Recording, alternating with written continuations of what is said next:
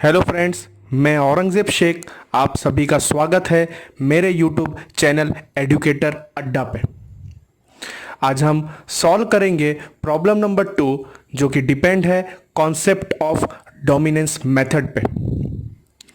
Problem number 1, जो मेरा previous video है प्रॉब्लम नंबर 1, उस प्रॉब्लम में हमने हर एक स्टेप्स डोमिनेंस मेथड का डिटेल में डिस्कस किया था।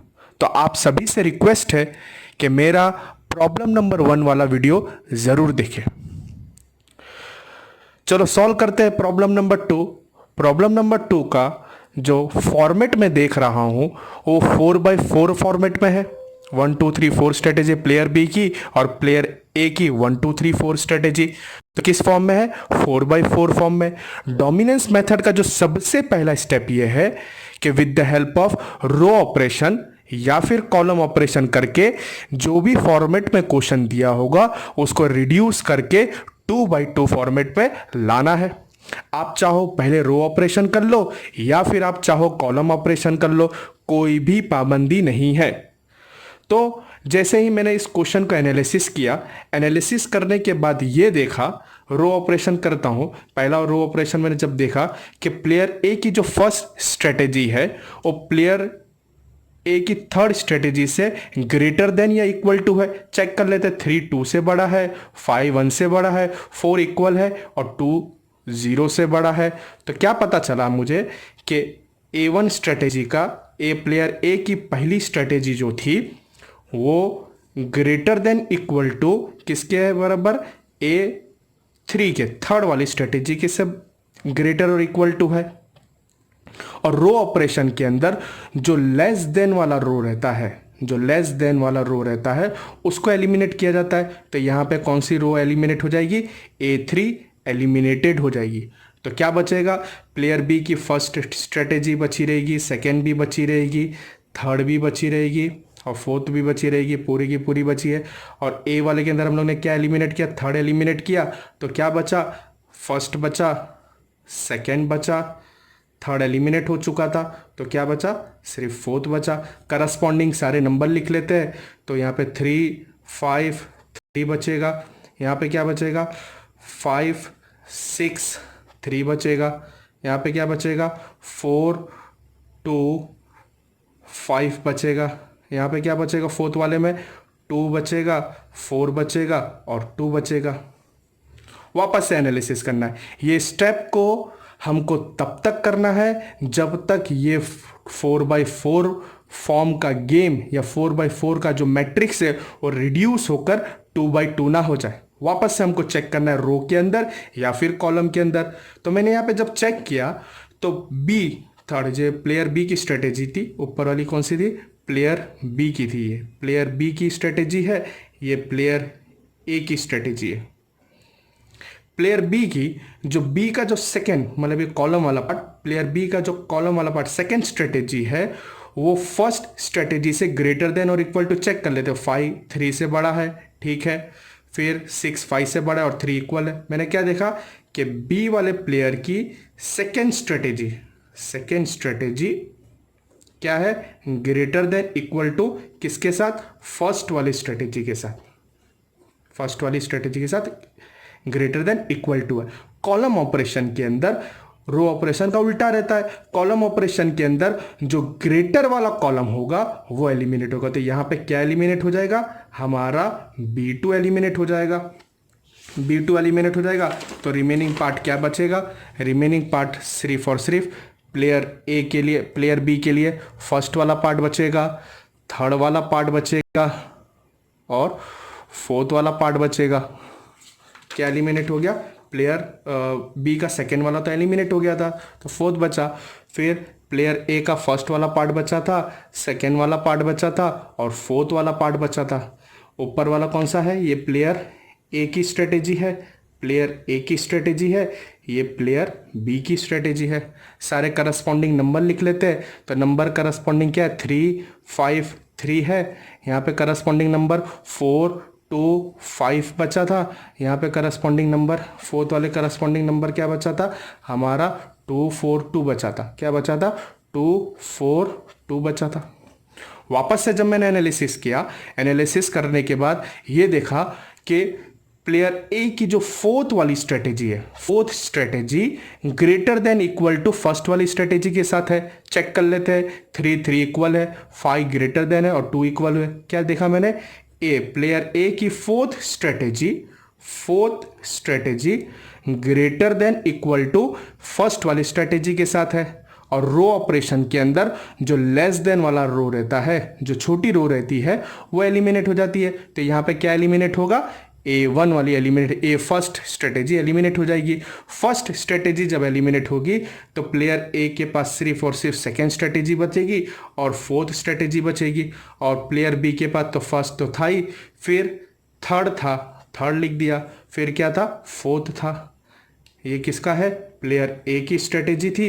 अब प्लेयर बी की स्ट्रेटेजी, करस्पॉन्डिंग नंबर लिख लेते हैं। करस्पॉन्डिंग नंबर यहाँ पे 5 है, यहाँ पे 3 है, यहाँ पे 2 है और यहाँ पे 5 है, यहाँ पे क्या है, 4 है और यहाँ पे 2 है।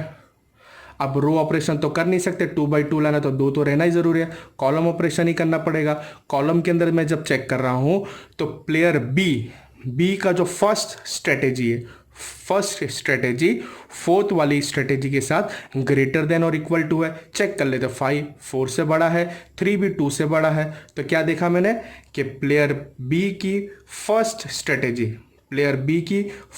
Strategy greater than equal to fourth strategy के साथ है। और कॉलम ऑपरेशन के अंदर हमको पता है जो ग्रेटर वाली कॉलम रहेगी वो एलिमिनेट हो जाती है। तो यहाँ पे मैंने एलिमिनेटेड लिख दिया। क्या एलिमिनेट हो गया हमारा, 1 वाली एलिमिनेट हो जाएगी। तो बचेगा सिर्फ क्या, बचेगा हमारे पास थर्ड वाला स्ट्रेटेजी बचेगी और फोर्थ वाली स्ट्रेटेजी बचेगी। इसी तरह प्लेयर ए के लिए क्या बचेगा, हमारा सेकेंड स्ट्रेटेजी बची रहेगी और फोर्थ स्ट्रेटेजी बची रहेगी। ये किसके लिए था, प्लेयर बी के लिए था। तो लिख देता हूँ प्लेयर बी। ये किसके लिए था, प्लेयर ए के लिए था। तो प्लेयर ए लिख दिया। करस्पॉन्डिंग नंबर लिख लेते हैं। थर्ड के अंदर नंबर था 2, इसके नंबर था 5, इसका करस्पॉन्डिंग नंबर 4 था, इसका करस्पॉन्डिंग नंबर 2 था। रिड्यूस हो गया 2/2 फॉर्म के अंदर। ये हमारा पहला स्टेप कंप्लीट हुआ। सेकेंड स्टेप, हमको वैल्यू ऑफ गेम फाइंड करना है और प्रोबेबिलिटी फाइंड करना है कि भाई प्रोबेबिलिटी बी के लिए थर्ड स्ट्रेटेजी क्या प्रोबेबिलिटी है, फोर्थ स्ट्रेटेजी के लिए क्या प्रोबेबिलिटी है, प्लेयर ए के लिए सेकंड स्ट्रेटेजी फॉलो करेगा तो क्या प्रोबेबिलिटी, फोर्थ स्ट्रेटेजी फॉलो करेगा तो क्या प्रोबेबिलिटी है। हमने प्रॉब्लम नंबर 1 के अंदर बताया था कि वैल्यू ऑफ गेम फाइंड करना है या फिर प्रोबेबिलिटी फाइंड करना है। तो हमारे पास 2 मेथड है। पहला मेथड फॉर्मूले वाला जिसके अंदर वो P1 P2 Q1 Q2 find करते हैं, और दूसरा मेथड है एल्जेब्रिक इक्वेशन बना के। मैं इस वीडियो के अंदर दोनों मेथड बताऊंगा आपको, फार्मूला वाला मेथड से भी कैसे सॉल्व करते हैं और इक्वेशन वाले मेथड से भी कैसे सॉल्व करते हैं। चलो सबसे पहले हम फार्मूला वाला मेथड इस्तेमाल करते हैं। तो फार्मूले वाले मेथड के अंदर हम लोग एक काम करते हैं कि प्लेयर ए की जो सेकेंड स्ट्रेटेजी थी उसको प्रोबेबिलिटी 1 P1 दे देते हैं, सेकेंड वाले को दे देते हैं P2 दे देते हैं। फिर इसी तरह प्लेयर बी की थर्ड स्ट्रेटेजी के लिए हम लोग प्रोबेबिलिटी Q1 दे देते हैं और इसको क्या दे देते हैं, प्रोबेबिलिटी Q2 दे देता हूँ। अब हम लोग corresponding value P1 P2 Q1 Q2 सब फाइंड करते हैं। तो हम लोग सबसे पहले P1 फाइंड करते हैं। P1 का फॉर्मूला मैंने आपको बताया था कि यहाँ पे आप लोग देख सकते हो, इसका डिनोमिनेटर P1 का डिनोमिनेटर, Q1 का डिनोमिनेटर और वैल्यू ऑफ गेम का डिनोमिनेटर सेम रहेगा। डिनोमिनेटर मतलब नीचे वाला टर्म, ऊपर वाला टर्म सिर्फ अलग रहेगा। P1 के लिए क्या होगा, 2 - 5 D - B। फॉर्मूला मैंने बताया था प्रॉब्लम नंबर 1 के अंदर, आप लोग जरूर देखिए प्रॉब्लम नंबर 1 वाला वीडियो। 2 - 5 डिनोमिनेटर के अंदर क्या आएगा, डायगोनल को ऐड करना है। जैसे 2 + 2 4 हो गया, माइनस दूसरे डायगोनल का ऐड 5 + 4 तो क्या हो जाएगा 4, 2 + 2 4 तो था ही, और यहाँ पे 5 + 4 9 होगा तो 4 - 9। तो P1 का क्या वैल्यू आएगा, P1 = 2 - 5 divide by 4 - 9 is equal to 2 - 5 क्या हो जाएगा, -3 हो जाएगा, 4 - 9 -5 हो जाएगा। ये माइनस माइनस कैंसिल हो जाएगा, आंसर आएगा P1 का आंसर आएगा 3/5, जो कि अप्रोक्सीमेटली वैल्यू होता है 0.6। P2 बहुत आसानी से मिल जाएगा। P2 का फॉर्मूला 1 - P1 होता है। 1 - P1 मतलब 1/1 3/5, क्योंकि P1 की वैल्यू क्या है 3/5। यहाँ पे एलसीएम ले लेते तो 5 1 जा 5, 5 माइनस 3/5 बच जाएगा। 5 माइनस 3 होता है 2 होता है, 2 डिवाइड बाई 5, और 2 डिवाइड बाई अप्रोक्सीमेटली वैल्यू होता है 0.4। यहाँ पे मैंने P2 भी फाइंड कर लिया। अब Q1 फाइंड करना है। Q1 का फॉर्मूला मैंने आपको बताया था, रेफरेंस पॉइंट यही रहेगा। यहाँ पे होगा 2 माइनस 4, और डिनोमिनेटर सेम, दोनों डायगोनल का प्लस, दोनों को माइनस कर देना है डायगोनल को। तो Q1 इक्वल टू 2 माइनस 4 होगा, और डिवाइड बाई डिनोमिनेटर सेम रहेगा 4 माइनस 9। तो 2 माइनस 4 क्या होता है -2 होता है, क्योंकि 2 माइनस 4 बड़े नंबर की साइन, तो -2, और 4 माइनस 9 तो क्या होगा -5। ये दोनों का माइनस कट जाएगा तो 2/5 आंसर आएगा। 2/5 अप्रोक्सीमेटली 0.4 होता है। Q2 बहुत आसानी से मिल जाएगा। Q2 का फॉर्मूला होता है 1 माइनस Q1, और 1 माइनस Q1 मतलब 1 माइनस Q1 का वैल्यू कितना था 2/5, तो 2/5, और यहाँ पे एलसीएम जब ले लूंगा तो 5 माइनस 2 डिवाइड बाई 5, 5 माइनस 2 कितना होता है 3 होता है, 3 डिवाइड बाई 5, जो कि अप्रोक्सीमेटली वैल्यू कितनी होती है 3/5, 0.6। ये हो गया probability of P1, P2, Q1, Q2। P1 corresponding player ए के लिए था, प्लेयर ए की P1 किसके लिए था, P1 प्लेयर ए की अगर सेकेंड स्ट्रेटेजी का इस्तेमाल करता तो प्रोबेबिलिटी कितना है P1 0.6। अगर प्लेयर ए फोर्थ स्ट्रेटेजी इस्तेमाल करता तो करस्पॉन्डिंग P2 वैल्यू कितना है 0.4। इसी तरह प्लेयर बी अगर थर्ड स्ट्रेटेजी का इस्तेमाल करता है तो Q1, और अगर फोर्थ स्ट्रेटेजी का इस्तेमाल करता है तो Q2 0.6। इस तरीके से प्रोबेबिलिटी ऑफ सिलेक्शन है। ठीक, हमको फाइंड क्या करना है, वैल्यू ऑफ गेम, क्योंकि कभी कभार क्वेश्चन के अंदर सिर्फ वैल्यू ऑफ गेम फाइंड करने बोलता है, या फिर ऐसा भी कहता है कि गेम के अंदर अगर प्रोबेबिलिटी फाइंड करना है, pure strategy, optimal strategy find करना है ईच गेम के लिए, तो हमको P1, P2, Q1, Q2 सब फाइंड करके बताना पड़ेगा। इसलिए मैंने आपको डिटेल में बता दिया। डायरेक्टली अगर वैल्यू ऑफ गेम फाइंड करना तो वैल्यू ऑफ गेम बहुत आसानी से फाइंड हो जाता है। वैल्यू ऑफ गेम को हम लोग V से इंडिकेट करते हैं, और V से इंडिकेट करने के बाद हमको पता है कि वैल्यू ऑफ गेम कैसे फाइंड करते हैं। डायगोनल का मल्टीप्लीकेशन, मतलब 2 मल्टीप्लाई बाय 2 4 होता है, माइनस दूसरे डायगोनल का मल्टीप्लीकेशन 5 मल्टीप्लाई बाय 4, ठीक है, डिवाइड बाय डिनोमिनेटर सेम होगा। तो मैं आपको लिख के दिखा देता हूँ, आसानी भी रहेगी, आपको याद भी रहेगा।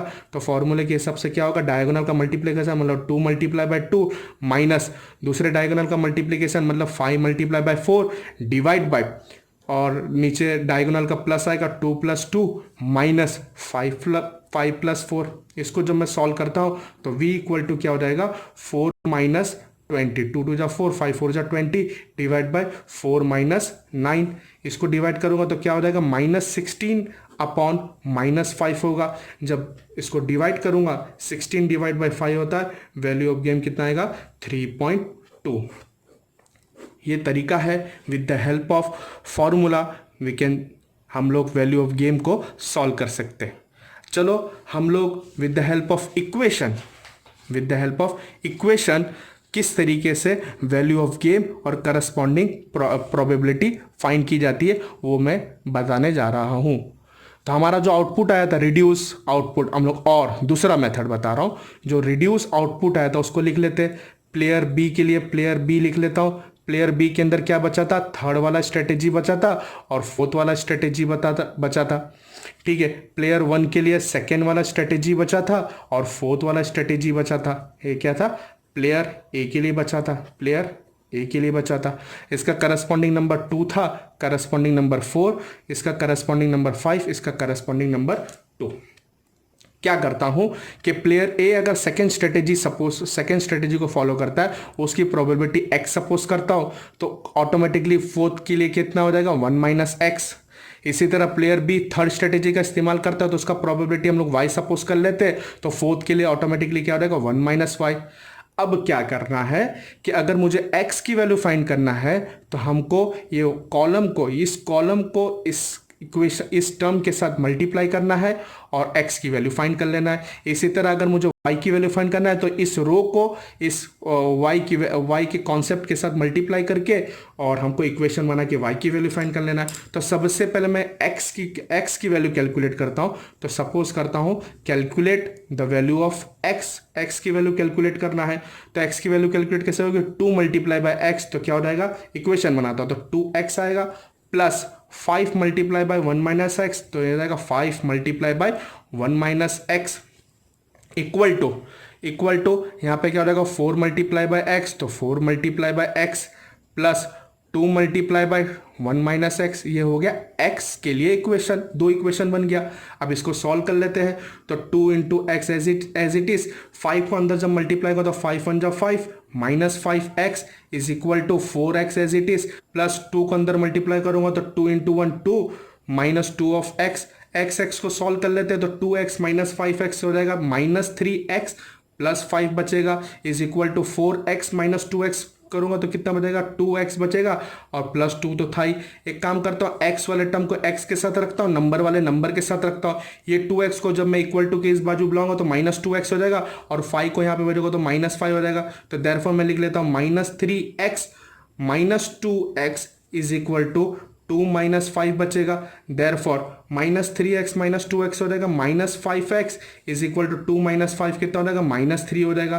तो यहां से मुझे x की वैल्यू मिल जाएगी x इक्वल टू 3/5। ये मेरे को मिल गया x की वैल्यू। अब मुझे 1 माइनस एक्स की वैल्यू फाइंड करना, तो बाजू में ही फाइंड कर लेता हूँ, तो याद भी रहेगा कि 1 minus x is equal to 1 minus x मतलब x की वैल्यू क्या थी 1 माइनस 3/5। 1 माइनस 3/5 आंसर कितना रहेगा, इसको एलसीएम लोगे तो 5 1 जा 5, 5 माइनस 3, तो आंसर कितना रहेगा 2/5। ये किसकी वैल्यू आ गई हमारी 1 माइनस एक्स की वैल्यू आ गई। अब इसी तरह हम लोग y का इक्वेशन बनाएंगे और y की वैल्यू सॉल्व करेंगे।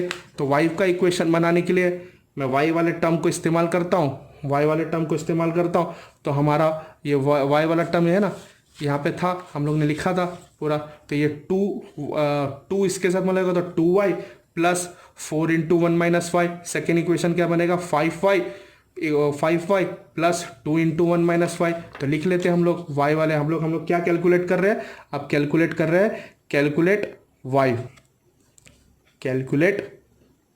y वाला टर्म को कैलकुलेट करना, तो y का इक्वेशन बनाना है। तो इक्वेशन क्या बनेगा 2 into y plus 4 into 1 minus y is equal to 5 into y plus 2 into 1 minus y. ठीक है, ये इक्वेशन बन गया। इसको सॉल्व कर लेते फटाफट। Therefore 2y as it is plus 4 को अंदर मल्टीप्लाई करूंगा तो 4 मल्टीप्लाई माइनस 4y बचेगा is equal to 5y plus 2 into 1 2 हो जाएगा माइनस 2y होगा। देयरफॉर y वाले टर्म को y के साथ सॉल्व कर ले तो 2y माइनस 4y तो कितना बचेगा माइनस 2y बचेगा, plus 4 is equal to 5y minus 2y कितना बचेगा 3y बचेगा, 3y प्लस 2। देयरफॉर यहाँ पे मैं काम करता हूँ y वाले टर्म को y के साथ लाता हूँ, नंबर वाले नंबर को, तो 3y को जब मैं यहाँ पे बोलूँगा तो माइनस 3y हो जाएगा, तो minus 2y minus 3y is equal to 2। ये 4 को यहाँ पे लाऊंगा तो माइनस 4 हो जाएगा। Therefore minus 2y minus 3y तो क्या रहेगा minus 5y is equal to minus 2। Therefore y equal to 2/5 हो जाएगा। ये मेरा y का आंसर आ गया। अब मुझे 1 माइनस वाई फाइंड करना है, तो साइड में फाइंड कर लेता हूँ 1 minus y is equal to 1 minus 2/5। 1 minus 2/5 इसका एलसीएम होगा तो 5 1 जा 5, 5 माइनस 2 3 हो जाएगा, तो आंसर कितना रहेगा 3/5। ये किसकी वैल्यू है 1 माइनस वाई की। अब वैल्यू ऑफ गेम फाइंड करना हो तो इस y की वैल्यू इस इक्वेशन में पुट करूं या फिर ये y की वैल्यू इस इक्वेशन में पुट करूं। दो तरीका हो गया। तीसरा तरीका ये x की वैल्यू ये इक्वेशन में पुट करूं या फिर ये x की वैल्यू ये वाले इक्वेशन में पुट करूं, तो भी हमारा आंसर आ जाएगा। हम ये चारों इक्वेशन में x के ये दोनों इक्वेशन और y के दोनों इक्वेशन में ये दोनों इक्वेशन में y का सब्सटीट्यूट करो तो भी मेरा वैल्यू ऑफ गेम आ जाएगा। तो हम लोग किसी के अंदर भी इस्तेमाल कर सकते हैं। तो मैं जो सबसे पहला इक्वेशन बना था उसके अंदर मैं x की वैल्यू सब्सटीट्यूट करता हूं तो आंसर आएगा। आप लोग y के अंदर सब्सटीट्यूट करके देख लेना। हम लोग फाइंड कर रहे हैं, क्या फाइंड कर रहे हैं अभी, एक्सपेक्टेड वैल्यू ऑफ गेम। तो क्या करके हम लोग फाइंड कर रहे हैं कि substitute the value of x or y in any one equation मैं क्या कर रहा हूँ, पहले वाले इक्वेशन में सब्सटीट्यूट करके देख रहा हूँ x की वैल्यू। आप लोग y की इक्वेशन y की वैल्यू y वाले इक्वेशन में सब्सटीट्यूट करके देख लेना क्या आंसर आता है। सेम ही आंसर आएगा, कोई टेंशन वाली बात नहीं, किसी में भी सब्सटीट्यूट कर लेते। तो हम लोग पहले वाला इक्वेशन, तो पहला वाला इक्वेशन था क्या, 2x plus 5 into 1 minus x था। ठीक है, इसके अंदर जब मैं सब्सटीट्यूट कर रहा था 2 इंटू एक्स का टर्म क्या था, x कितना मिला था, 3/5 मिला था, प्लस 5 इंटू 1 माइनस एक्स कितना मिला था, 2/5 मिला था। ये 5 कैंसिल हो जाएगा और 3 2 जा 6 डिवाइड बाई 5। और जब इसको कैलकुलेट करेंगे, हम लोग कैलकुलेट करेंगे तो हमारा वैल्यू ऑफ गेम क्या मिलता है वो चेक कर लेते हैं। कैलकुलेट करने के बाद with the help of calculator 3 2 जा 6, तो 6 डिवाइड बाई 5, 6 डिवाइड बाई 5 1.2 था, यहाँ पे सिर्फ 2 बचा था तो प्लस 2 कर देता हूँ। तो आंसर कितना है मेरा, वैल्यू ऑफ गेम कितना है, 3.2। तो यहाँ पे हमारा with the help of equation, algebraic equation का इस्तेमाल करके भी हम लोग ने जब वैल्यू ऑफ गेम फाइंड किया तो उसका भी आंसर क्या आया, 3.2। आपको कोई भी डाउट होगा आप कमेंट बॉक्स में पूछ सकते हैं। अगर आपको वीडियो अच्छी लगी हो तो लाइक करना ना भूलें, और ज़्यादा वीडियो देखने के लिए सब्सक्राइब माय चैनल, नोटिफिकेशन के लिए बेल आइकन पे क्लिक करें। Thank you.